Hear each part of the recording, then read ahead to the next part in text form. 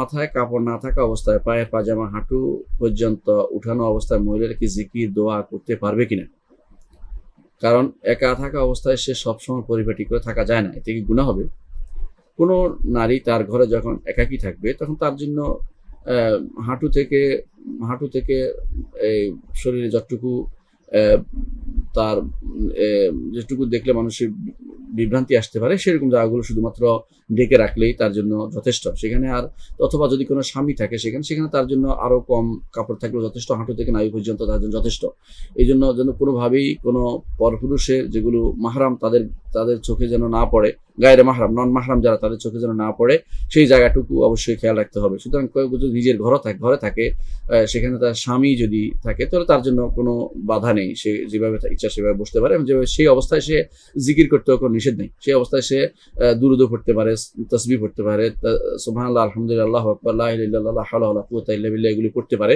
এগুলোর জন্য তাকে গরম কাপড় পরে দিয়ে গরমের ভিতরে বসে থাকতে হবে এটা শরীয়ত বলে না, অর্থাৎ তাকে নিজের উপর জুলুম করতে শরীয়ত বলে না। আলহামদুলিল্লাহ, যে কোনো অবস্থায় জিকির করা যায়, নারী পুরুষ উভয়ে যে কোনো অবস্থায় জিকির করতে পারবে, তবে শুধুমাত্র বাথরুম চলা অবস্থায় অথবা খারাপ জায়গায় অবস্থা কোনো কেউ থাকলে সেখানে, অর্থাৎ যেখানে ময়লা আছে সেখানে, সেগুলো ছাড়া আর সব জায়গাতেই মানুষ জিকির করতে পারে, কোনো সমস্যা নেই।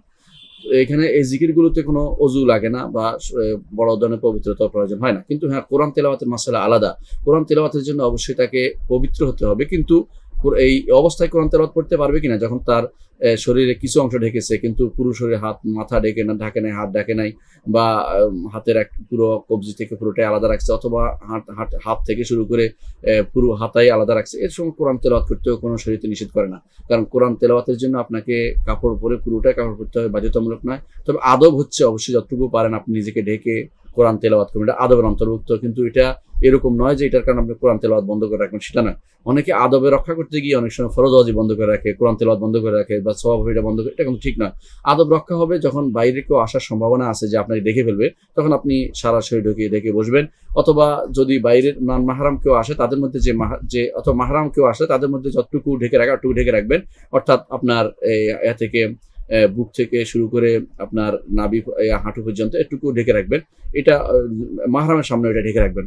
একমাত্র স্বামীর সামনে আপনি যতটুকু কাপড় পরে আপনি সেখানে জিকির আজকার এবং কোরআন তেলাওয়াত শরীয়তে নিষেধ করে না, শুধুমাত্র যেটা আদবের খেলাফ ছাড়া কিছুই নয়।